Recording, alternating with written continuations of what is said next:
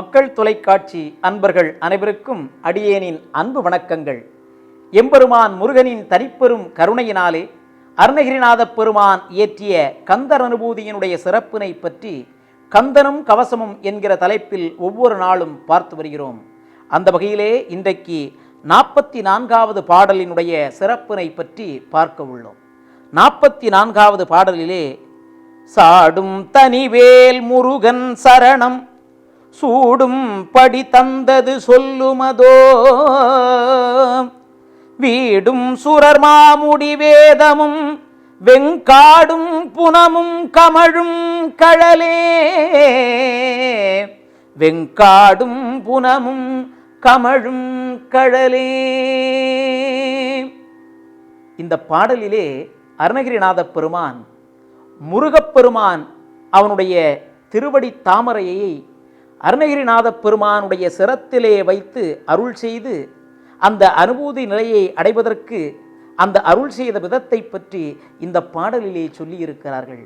முருகா, ஞான பண்டிதனே, வள்ளிதேவியினுடைய அந்த காற்றிலே தெரிந்து கொண்டு வள்ளிதேவிக்கு உன்னுடைய பாதத்தால் ஞானத்தை அழித்தவனே, சூரனை எல்லாம் அழித்து அந்த தேவர்களுடைய அவர்களுடைய வாழ்க்கையிலே ஒளியேற்றி வைத்த தெய்வமே, தேவர்களுக்கெல்லாம் உன்னுடைய பாதத்தை கொடுத்து அவருக்கு அருள் செய்தவனே, தேவர்களுடைய தலையிலேயெல்லாம் உன்னுடைய பாதத்தை வைத்து நீ அருள் செய்த விதத்தை பற்றி நான் கேட்டதுண்டு முருகா. அப்பேற்பட்ட மிக சிறந்த ஞானிகள் முனிவர்களுக்கெல்லாம் அருள் செய்த நீ அவர்களுக்கெல்லாம் அவர்களுடைய சென்னியின் மீது உன்னுடைய பாதத்தை வைத்து அருள் செய்த முருகப்பெருமானே, சாதாரண இந்த ஏழை பக்தனுக்கும் நீ அந்த அருளை தந்திருக்கிறாயே. இந்த ஒரு மிகப்பெரிய கருணையை, உன்னுடைய அந்த கருணையினுடைய திறத்தை நான் எப்படி சொல்வேன் முருகா என்று முருகனுடைய அந்த கருணை வெள்ளத்திலே திளைத்து எழுதிய பாடல் இந்த பாடல்.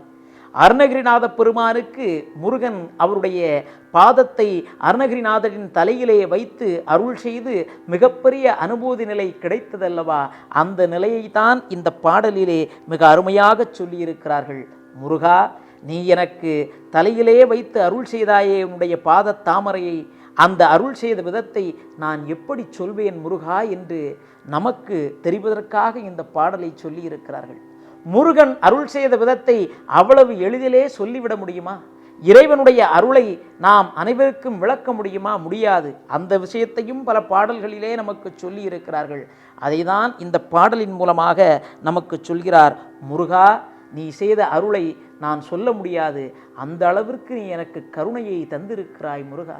முன்னுடைய அந்த கருணையின் காரணத்தினாலே எனக்கு கிடைத்த அந்த அருளிலே அனுபூதி நிலையிலே நான் திளைத்து கொண்டிருக்கிறேன். அந்த நிலையை உன்னுடைய பக்தர்களும் பெற வேண்டும் என்கிற எண்ணத்தோடு அருணகிரிநாத பெருமான் இந்த பாடலை நமக்கு தந்திருக்கிறார்கள். அவ்வளவு எளிதிலே ஞானிகளெல்லாம் அவர்களுக்கு கிடைத்த அந்த அருள் விஷயத்தை சொல்லுவது அல்ல. ஆனால் ஏன் இதை இப்படியெல்லாம் நமக்கு சொல்லியிருக்கிறார்கள் என்று சொன்னால், நாமும் முருகனுடைய அருளை பெற வேண்டும். சாதாரண மனிதர்களாக இருக்கக்கூடிய நாமும் முருகப்பெருமானுடைய அருளை பெற வேண்டும். நமக்கும் முருகன் அவனுடைய பாதத்தை நம்முடைய தலையிலே சென்னி மீது வைத்து அருள் செய்வான் என்கிற நம்பிக்கையோடு நாம் இருக்க வேண்டும் என்கிற ஒரு வகையிலே இந்த பாடல் நமக்கு பாடியிருக்கிறார்கள். ஆகவே அருணகிரிநாத பெருமான் பாடிய இந்த பாடலை பாராயணம் செய்து முருகப்பெருமானுடைய தனிப்பெரும் கருணையையும் முருகனின் பாதார விந்தம் நம்முடைய தலையிலும் பட்டு நமக்கும் அருள் கிடைக்க வேண்டும் என்று முருகனை நினைந்து பிரார்த்தனை செய்வோம். அவனின் மிகப்பெரும் கருணையை பெறுவோம். நன்றி, வணக்கம்.